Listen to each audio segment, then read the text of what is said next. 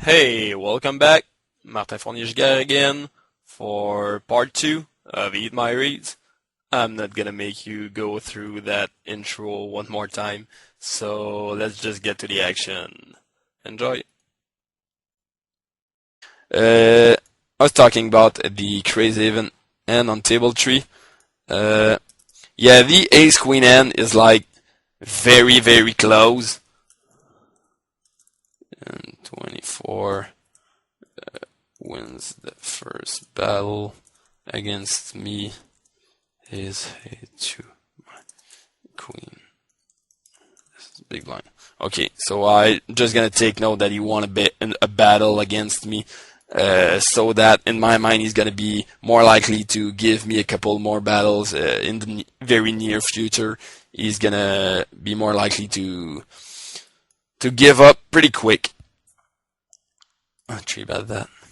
Yeah, like I said, the ace queen, I could have folded the ace queen, but in the beginning of the session, when I download players, I want to get treed and establish a metagame as quickly as possible, like I was talking about earlier. That's the kind of spot that I'm going to be looking at to get in and hope for the best. Even though it's pretty close, I think the metagame stuff is kind of worth it, if it's a losing play at all. It's pretty much neutral EV.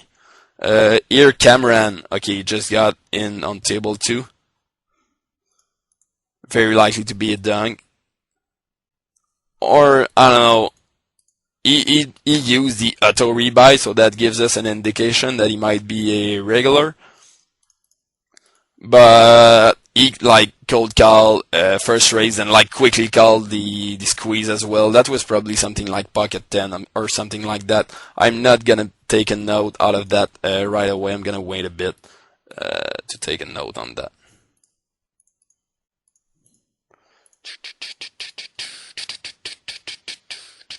I'm gonna try to get unstuck by playing every hand like I always do. Playing super aggressive and try to use my image that I'm kind of creating right now later in the session if I do end up hitting big ends. I flopped up here, pretty cool. And he falls.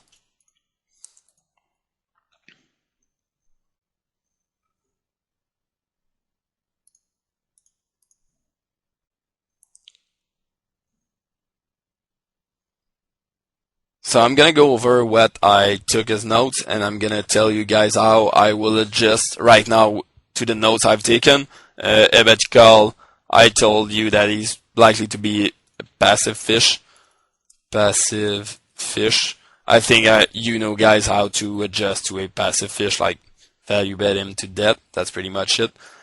Selector 2006 here. He's gone anyway, but with this type of style he was playing, I was going to try and either like get over his game and overgrow even more than he was, or tighten up a lot after what I showed. That was gonna be one or the other. Either like play more aggressive than he was, or way too tight for him with the game we had like established. Here I was going to fire a lot of barrels on that flop when I am the under the gun raiser, but when that fish calls, I mean it's not time to fire barrels because he's not folding anything. So I'm just gonna hope my ace jack is good, which is never is. Ace queen I flop, I think he's c-betting like 100% of the time here. I'm gonna float once and try to either hit or represent something later in the end. The queen is a very great card. I think I can represent that queen very well, even though he has an ace. He's probably calling the turn if he has an ace, but he's gonna be folding to the river bet a lot. So yeah, I'm gonna bet both turn and river pretty strong. Even with my image, I think people are not calling a lot on that type of river. I mean, he has to give me credit for a queen a lot here. I hope so. I hope that I'm right.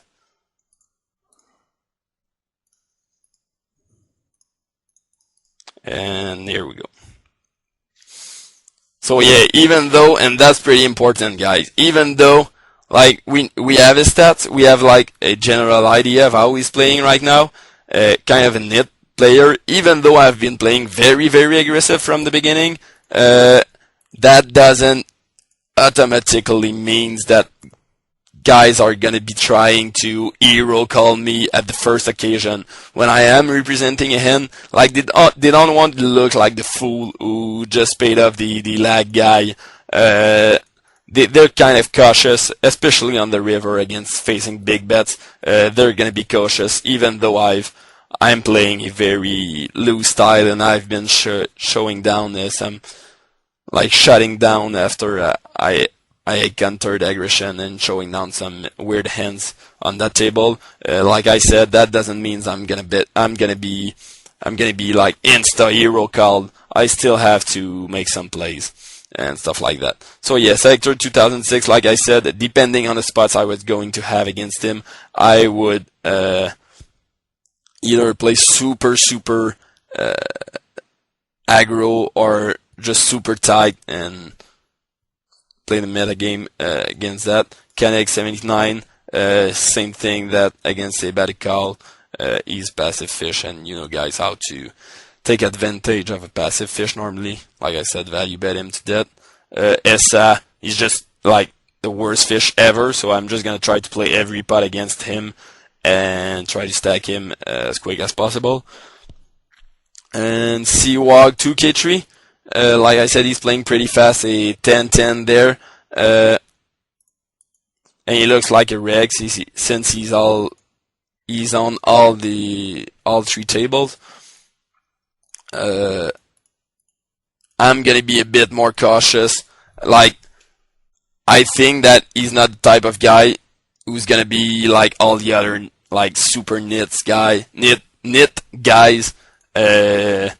Waiting for the nut to get in. I know that he's not waiting for the nuts to get in. So I'm going to be a bit more cautious, and I'm going to be aware that he's likely to get it in with a bit less than some nits would do. Here he's dunk leading to me on that board. That's kind of weird, actually. That's not a kind of line. I wish I had more time to do something here. But I think it is going to be a pocket, like any pocket at all, that is going to be looking at bet 3 betting me because I've been playing so aggressive, and he's expecting me to, I think, from what I saw from him, I think he's expecting me to raise, fold that flop a lot when he dunk leads into me. So yeah, I just decided to fold. I don't think he's doing that as a pure bluff. Here I do have a flush draw, but the turn card is like the worst for me to second barrel since it completed like some of his strikes and all of his 2 pairs and stuff like that. So I don't think I have much of fold equity. I'm just gonna hope he gives me a free card, which he doesn't do, so I'm just gonna check fold that turn. So yeah, against some players that I would have had reads that they would be either super nits that I could have bluffed them out of something like pocket tens in that spot, or super fish that would be just dunk leading against 3 bet, just random 2 cards. I would have raised that spot a lot. But from what I saw from this player, I think he is capable of making some plays, and he realized that I'm playing very, very loose right now. So yeah, I think he was gonna bet 3 bet with a lot of his stuff on that spot. Here against that guy, he check raised me like min raised me super quick. I think I do have to call. It's gonna be like pocket 8, 9s a lot, but I'm gonna call and reevaluate on the turn. Try to check it down. Sometimes he has something like 5s and 4s, or a pair of 6s like 6-7 or 5-6, and I do have some good showdown value, and I'm good some of the time. So, and I don't think when he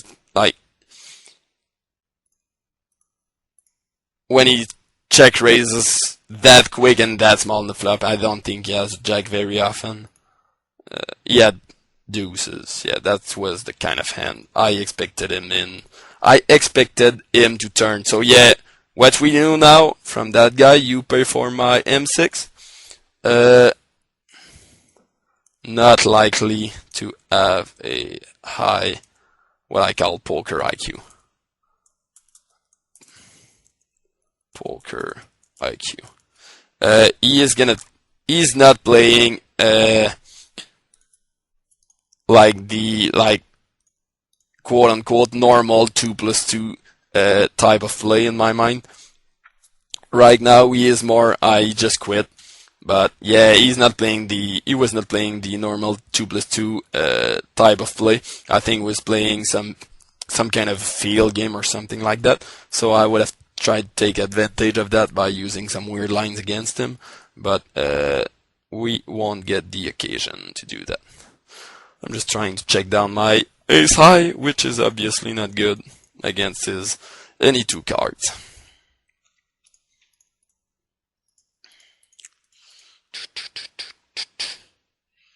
So yeah, sector is pretty much gone. Merit. Yeah, Merit is, like I said, likely to be an over aggro Mongol. So depending on the spots I'm gonna have against him, that's kind of read that is gonna be very, very useful to have. Just with the two hands we've played. Navan, he's gone now. Stephanie, I've seen him on a couple of tables. I think it's just short side, but I'm not really sure. Yes, in Navan, he's gone, but he was another fish that I recognized pretty quickly, and that I was going to take advantage of as well. Here I could 3-bet that, but yeah, I'm going to 3-bet that actually, just because he won the last battle. In my mind, oh my god, gambling. He is way more likely to let me win this one, like I said, just because he won the last battle. So yeah, he's gonna be less likely. If I had win the last spot that I had 3-bet, like I 3-bet him and I c-bet and he folds, I probably would not have 3-bet that from the button, because he would have tried to win a pot against me as soon as possible, because that's what people do when they're facing an aggressive player. But since he won the last one, in my mind, he's way more likely to let me win this one. I won the last one. That's against that Seawog 2K3, and that time I was the one winning the last one. So I think now he's more likely to try and play me back. I'm gonna call. I think I can play profitably the Queen 8 suited. I think it's pretty close here, but I do like to make some loose calls on the button. That's so weird. He's like overbetting every hand. I'm gonna check call and reevaluate on later street. Here, I don't think the Queen 8 is a raise, because I don't want to get pushed off my end. And I think by calling, I can still represent like a nice low kicker pretty easily if I have to on later streets. So that's a pretty cool spot to just call the Queen 8. And now I'm just going to bet it, since he checked the turn pretty quickly. I think a bet is in order. I don't think he's going to check raise me a lot. Here, I think he just gave up a lot on the end on that type of board. I expect him to bet an ace most of the time, once again on the turn. But he does call the turn, check, call the turn. I mean, against SA there, he just bet all 3 streets. I'm going to have to think about it.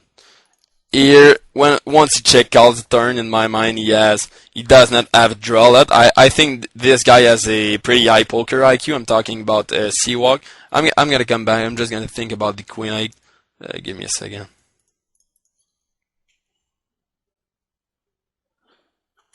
Yeah, I think he has a worse kicked egg sometimes. Sometimes random cards. Oh, he had kings. FML. Yeah, I think he's gonna call the river a lot. I think he's gonna have an ace that he decided to pot control on the turn a lot. He had queens, but I think he was still gonna call the river a lot there. So yeah, we know that this guy is pretty solid right now. Seawalk 2K3 on all 3 tables, pretty solid. Pretty solid player from what we've seen. He's not auto-checking the queens on that board, and he checked all the turn, which is like the standard way to play it. I'm not sure I could have made him fold. I was not putting him on that end. In my mind, if he had like a middle pair, it would have been a pair of 7s a lot, and he would just have made trips on the river. And I think it would be pretty tough for me to represent anything. Like, to make him fold, I would have had to bet pretty big on that river, but betting pretty big would kind of polarize my range, and that's not the kind of spot that I want to polarize my range, because I don't have nuts a lot. I'm gonna like try to represent some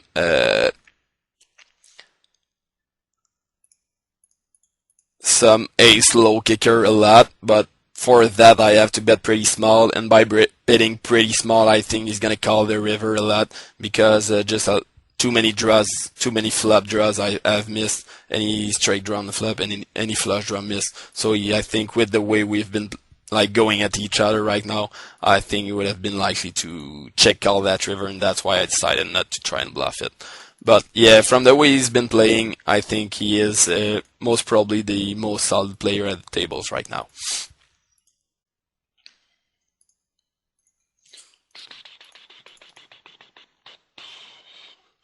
Against SA 1978, that's something else we can note. Limbs king on the button. I was not expecting him to limb king on the button, and I just check called him down first because I wanted to see what he would have had.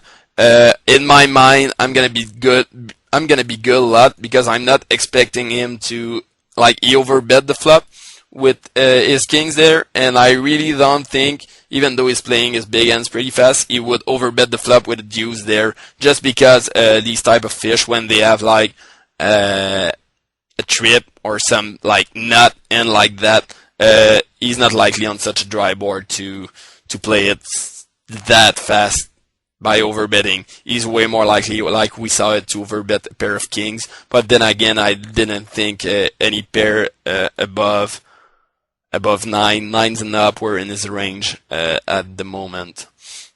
I'm just gonna call, see what turns over. Alright, some random thing. So yeah, I thought he had an 8 a lot, the way he played it, and since I had already took the note that he was playing every top pair like it was nuts, I thought my queen kicker would be good a lot in this spot. So I decided to call down, and he ended up having kings, and I looked stupid. I didn't play back Mr. Zachard yet. I'm gonna take this occasion to do this. That's kind of loose, I know, but I don't have much history between him and me, and I want to create a story as quickly as possible so I get paid when I get dealt big hands. So yeah, that's it.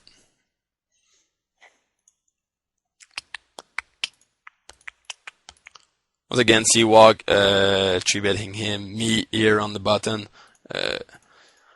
defending his share of pots and playing pretty well, like I said. Just looks solid overall. I'm gonna try to isolate our big fish here. That deep with the ace-deuce suited, that is just way too sexy.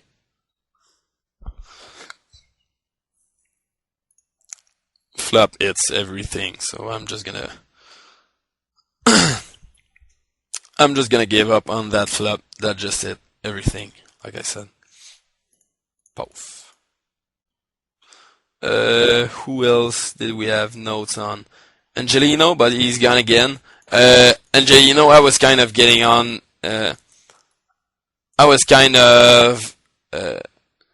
Getting on a warb against him of 3-betting and him calling me, and I was gonna adjust to that later. He won like the first 2-1, so I was likely to continue trying to walk over him and see when he finally ends up giving me one or twice, and look if he, like the first couple of times, if he really had something, or if it was just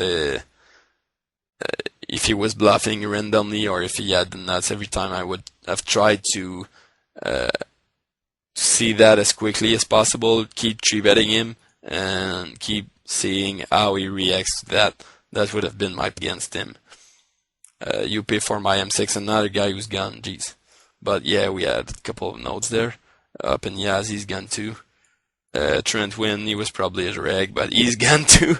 Pretty much everyone is gone now from the beginning. We still have Merritt and Seawalk, and Seawalk, I'm kind of getting into a war against Seawalk, so that is going to be pretty interesting to see. I'm going to keep playing very aggressive, and I think it's his plan right now as well, but I think I can play a better aggressive style than him, so I'm going to try to make him make mistakes if I get good spots for that. I mean, I don't have to actually force a spot that never comes up. I'm going to wait for a good spot to be like, to stack him. I'm not going to force that. But I think I can wait for a good spot against him with what we've seen so far.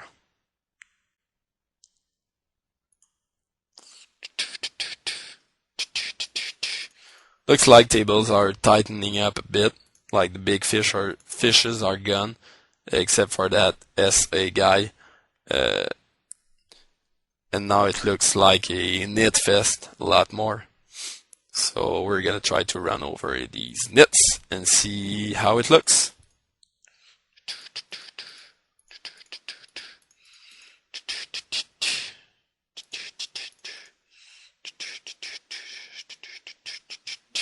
SA. I'm gonna just raise that for value against SA and try to take him to value town against such a fish. I think that's the right play to do. And Seawalk is probably playing loser here just because there's the fish in the end. Here I'm gonna bet, hoping that SA has an ace and that Seawalks tries something between two of us. I think that's pretty standard. That might be the spot I was waiting for. Okay, so I'm up against Seawalk here. I'm gonna bet again, just try to take an ace to value town. I think that's my best bet. If he has Jack 10, I'm probably get stacked because he could have 8s as well, as he's gonna play the same. So I don't have much to do if he has Stone Cold Nuts here. And maybe he's gonna try some time of, like with that board, he could sometimes try some type of play to make me fold like Ace Queen or Ace King. So yeah, I'm just gonna try to take an ace to value town. And if he has nuts, well, just too bad for me. Here I called check raise from this guy, and he bets the turn again. Kind of spot I think I'm gonna call again because I think he's shutting down if he has a lower flush draw on the river. If he has me beat, I think like either has in my mind a lower flush draw a lot, or like a lower flush draw a lot that he's gonna shut down with on the river, so my hand will be good sometimes, or like a very big hand, so when I hit, I can get value out of those big hands. So when he's polarizing his range and that kind of spot, I'm just telling you that because of the stats he has on 46 cents. He looks like a pretty big nit, and nits don't tend to like check raise like king queen and bet again for value on that turn. If I was against a better player, I would have probably like folded the turn because I think he could have a lot more value hands like king jack and king queen that he decided to check raise the flop with in that type of spot. But here, since his range is so much draws, sometimes air and like big ends, and I'm drawing the stone cold nut, so when I do it, I'm gonna get paid by the big ends, and I expect him to shut down with his draws and his air a lot on the river, because just of the info that I have on him so far. So yeah, I think the turn is a great spot for me to call. That the exact same situation would be a fold against let's say a very tough reg, someone like, I don't know, someone like Ensky at 5'10", who would do that to me. I would probably just fold the turn because he would have a lot of king queens and king jacks in his range that I'm not guaranteed to get paid if I hit, if he has one of these value ends. And if I do not hit, I know he's gonna like take me off the best end. Sometime he's not gonna shut down his bluffs that often, as often as that kind of player who does not look like a good guy.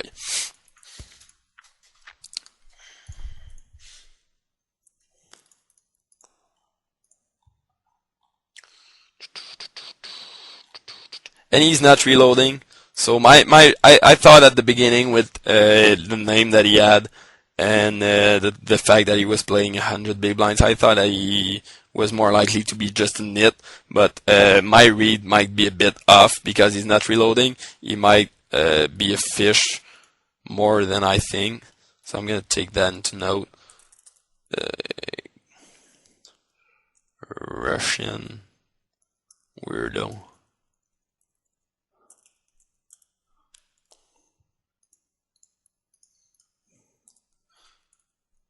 Either a big nit reg or a big nit fish. And I'm not gonna play the nit reg the same way I'm gonna play the nit fish, that's for sure. Like the nit fish is more likely to,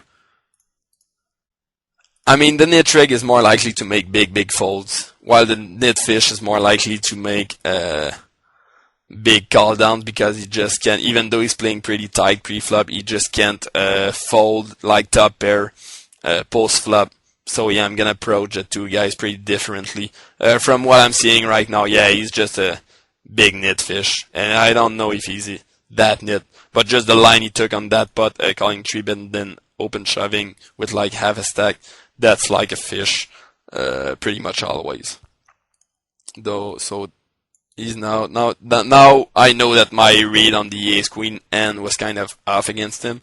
I don't know if my play was still good because I'm not sure exactly how he's playing. Maybe my play was not as good as I thought it would be against a nit reg. Against a nit reg, my play with the ace queen, like just calling, hoping to either have the best end or it was super good. But against the fish, I'm not so sure because he could have a lot of kings in his range that he decided that it was pretty much a nuts and he was check raising and valuing all the way with it. So yeah, now we know that he's just a fish.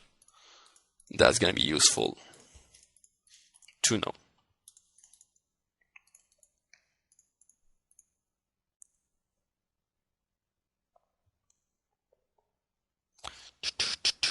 SA, my favorite guy. I'm just gonna value raise that again. Hope I flop top pair and now I flop nothing and he's not folding anything.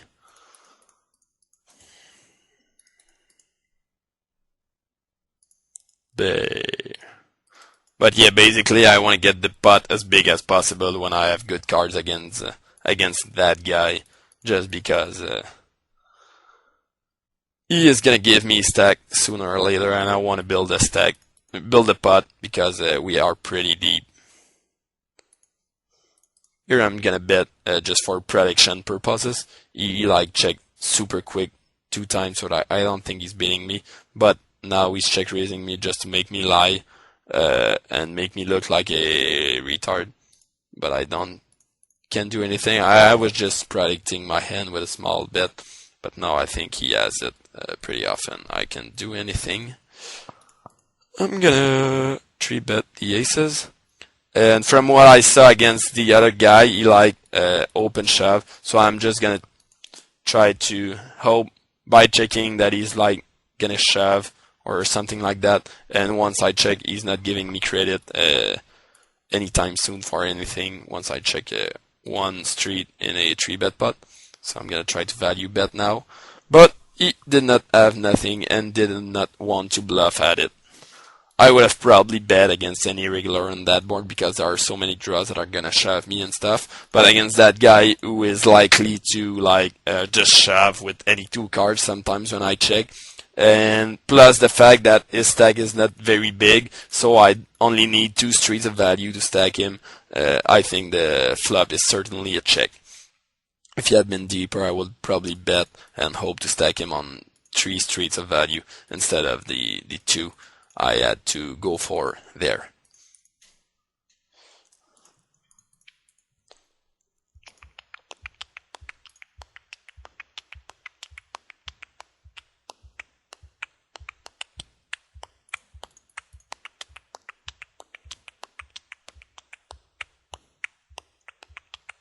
Here again, silly. That's a great card for me to second barrel. I think he's gonna call his pockets between queens and 3 a lot on the flop. So I think yes, a second barrel is in order, and probably a third barrel as well, because I think I could make him fold stuff like king queen with a big third barrel a lot in this spot. Bamier, haven't played a hand yet against him. But now he check raises me once again. I mean, I don't know what these guys have today. I don't seriously have a clue of what he's trying to represent right now by check raising the turn. That is very, very weird. Something like either ace-3 or... I mean, he can't... I could float here, but the problem is he can't have a total air because we were 3-handed on the flop. And... yeah, we were 3-handed on the flop. And he called my bet, so I don't think he's like on such a dry board with no draws at all. I mean, I don't think he is calling the flop just hoping to check raise me on turn on such a board that he cannot represent like anything on. So yeah, when he's representing such a narrow range, actually, if he has at least half a brain, in my mind, this is going to be for value a lot because he knows he's representing such a narrow range, and it is going to be something like 3-4 suited or ace-3 suited, a whole lot, or even pocket threes, or even sometimes pocket jacks that just hit the turn. So yeah, I don't think I could have done anything else in that hand. I think my play was still the best one. So I'm going to take a note here. Silly. 27.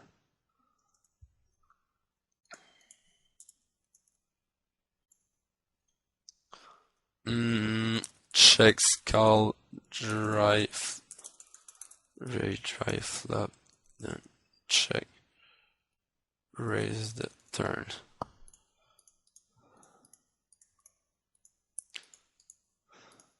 That's pretty weird, actually. I don't know what to think about that. I think I'm leaning more towards the fact that he's more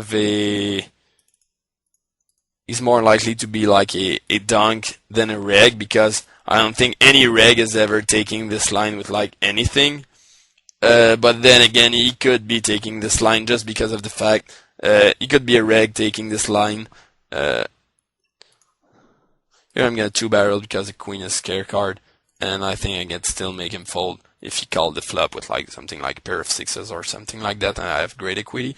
But yeah, he could be either a fish that's taking this random line because like fish take this kind of line with their monsters a lot. Yeah, sorry. My brain just froze completely dead for a moment. Yeah, fishes take this kind of line with the nuts a lot, or either a reg who's taking this line because he knows he's representing such a narrow range. He's expecting me to call him down. So he's either one of us, and we'll try to find out which one he is. Later in the session. Pocket 9 here, I could have led, but I was talking and distracted, so I decided to go for the more standard play and check out, which puts me in kind of a bad spot. But I think he's like second barreling this card like 100% of the time or close to it with his air. So I think I'm gonna have to check call down even that river, because once again he's third barreling, because I know I wouldn't do that against someone who's not a reg, but against that guy who looks pretty solid, I think he is going to be betting these turns and river 100% of the time when he has hair. So I think I have to call down, and yeah, that is pretty weird actually. I don't know if this was for value or for bluff. I think he should have like just checked it down from the turn, or at least a river, because he does have some showdown value. So yeah, okay, I can see about to call here. I'm just gonna try to take him to value town because we know that he's very, very, very passive. So I'm not really afraid of getting raised on that flop by some sort of combo draw. I think he's just calling his combo draws, so that's pretty cool for us. Then once again the board comes out the worst it could have come, and every draw just hit, and I'm just gonna hope he as something missed. And woo, we win a pot. He had King Jack, cool. I was taking him to value down on pretty much any other river, but yeah, since I had the read that he was very passive, he was very likely to be playing a drop at pretty passively on that board, and like every two pair, every like even flush draws got strikes in there and two pairs and stuff like that, so I was just gonna check fold that river without being afraid of getting bluffed out of the best end, because he's just so passive that he's not gonna bluff. But yeah, the pocket 9N, back to this one, I use here the meta game I had between me and Seawalk a lot.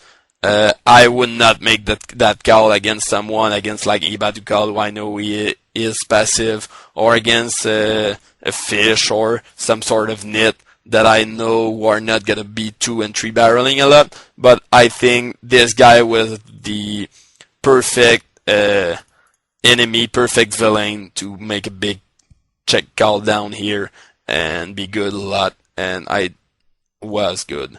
That was pretty weird. I think it was for value, actually, like very, very thin value, because he kind of expected me to call because of the scare cards on Turner River. He kind of expected me to call with worth like something like 5s or 6s sometimes, and he was kind of right. I don't know if I had called with 5s or 6s, because I do think. Guess that, yeah, exactly. That was too thin value from him, and he kind of realized it. That was pretty thin, but that gives me the last glimpse of information that I needed to realize that yes, he sure is solid. I could have bet that 4-5, but then again I was talking. Sorry. I was just distracted. But yeah, that gives me the last glimpse of information. Now I'm absolutely certain that this guy is capable of doing some stuff. He is capable of value betting thin. He is capable of 3-betting light and stuff like that. So yeah, it's going to be a pretty fun game with him on all the tables. But yeah, like he said himself, that river value bet was pretty optimistic. Even though I kind of hero called him, I don't know if I would have had hero called him with like 6s or 5s, because in my mind there certainly was the small possibility of him having that kind of hand, the A7 or like any 7, for instance, that was trying to get very thin value because of the action that was going down. So let's try to hit something against SA. And we miss again. And he's just letting us check down every time he misses. So we'll try to do just that. And no! A pair and the flush. So yeah, like he wasted something. He would have beaten us with only the flush or only the pair, so he wasted something. So that's good for us for later encounters. Against Merit here, I'm gonna check this one. I'm gonna delay my C-bet actually. I think there are so many draws on the flop that are gonna call me. I don't really want to be multi-barreling that, but he's shown us that when he does check the flop, most of the time it is to give up. So I think I can delay my C-bet, and if he checks the flop, like I said, I expect him to be a complete give up even on that board, but now he's betting, so I'm just folding. So yeah, that was kind of board and the kind of opponent I was ready to delay my C-bet against.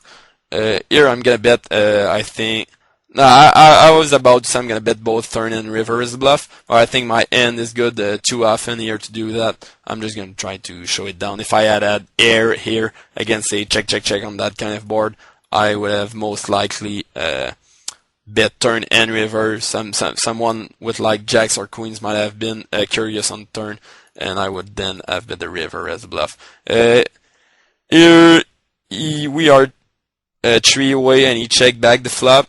I don't really expect him to check back an ace. He's gonna have an ace low sometimes, but he is gonna have a draw on that turn a lot, any egg, any flush draw. So, and I have gotcha myself. So yeah, my nines are good, a lot there. And I don't think he is gonna follow through with his bluffs a lot on the river. I'm actually not expecting people at NL200 to follow through on river bluffs a lot, and I was absolutely right about this one. So the turn was called and the river was a fold, had he bet into us. So yeah, I'm kind of winning back. I'm gonna do it even. Oh, so I raise under again. That's a pretty interesting dynamic. I raise under again and he's 3-betting us. His range is way more likely to be either big ends or like total crap here. Yeah, I don't think he's like 3-betting stuff like jacks or tens here. I'm gonna call in position just because I have the odds to set mine, and I'm gonna be like I do have position and a pair of nines, so it's pretty good. But yeah, when he 3-bets us in that spot, like I said, under the gun against his big blind, I do think this is going to be a very polarized range for him. Not that it is a bad thing, that is kind of what he should be doing. And that's why I'm betting here, because I expect him to have something like a very low pair sometimes that he's check calling when he's checking that flop, or a like something like 7-8 or suited or that type of thing. I think he's going to bet his total air a lot on this flop. I don't think he's ever checking an overpair. I think he's trying to get me to value town with his overpairs. So yeah, I expect him to have stuff like stuff like 7-8 or suited or stuff like that are gonna be trying to take a pot control line here. And he looks like totally maniac to me right now. Merit, that's like the 20th time in a row that we check and he bet 2 streets into us. And with that board, I think with his bet sizing, he is gonna have like 9-10, 9-jack, 10-jack, whole lot. And once again, I'm not expecting him to follow through on the river because people just don't follow through on the river. So I think I can call that that turn and hope he checks back the river. We'll see what he does on the river. I might turn my hand to a bluff on the river as well if he's betting pretty small. I might check shove that. But yeah, the pocket 9 here, like I said, I don't expect him to have something like ace jack and up a lot. So yeah, it was bet pretty small, bet pretty small, and then he thinks for a while and bets pretty big on the river. I think he's trying to use a king as scare card, and he's gonna have like 10, 9-jack, 9-jack, 10 a lot on that spot because of bet sizing of turn. Of the flop and turn, so I think I'm gonna go for the hero call here. And yeah, jack 6, which was just random from the beginning. So yeah, once again, I use my read that I had from the beginning that he was kind of very. I roll it there. Table 2. Merit. Yeah, over aggro Mongol. To my advantage a lot here to make that hero call. Yeah, pocket 9. So like I said, I don't expect him to have ace jack and up because I think he's betting these on the flop. And I do expect him, because it's a under the gun between big blind battle, to have a pretty type of range that contains a lot of like suited connectors and stuff like that. If he understands the dynamics of these position battles well. So yeah, I expect him to have a pair 7 or 6 when he checks the flop a lot. That's why I try to like take the lead in the betting and get at least 1 street of value by betting the flop. And he just ended up folding actually. But that's why, if you were wondering, guys, I was betting the flop. Plus, like I said, it gives me the lead in the betting. So if he decided to slow play something big, I could have just checked down after it when he would have continue checking, trying to induce something. I flip pretty much the nuts, but don't get paid here, which kind of sucks.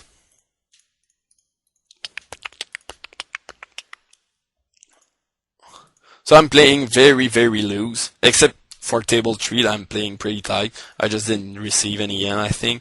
But yeah, from now on, like 120 ends deep into the session, with a pretty Mongol image against everyone or so, that is where I am gonna start to calm down. Like C-Walk, we already know that he is willing to gamble it up a lot.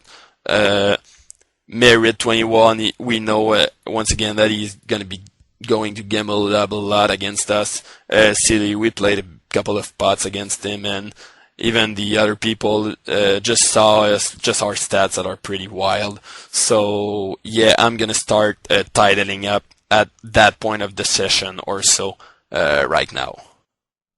That's it for part 2. Hope you're enjoying this series so far. There is one more part left. It's gonna come out like in 2 weeks. It's gonna be called part 3. So that was Martin Fournier for Blue Fire Poker, and good night.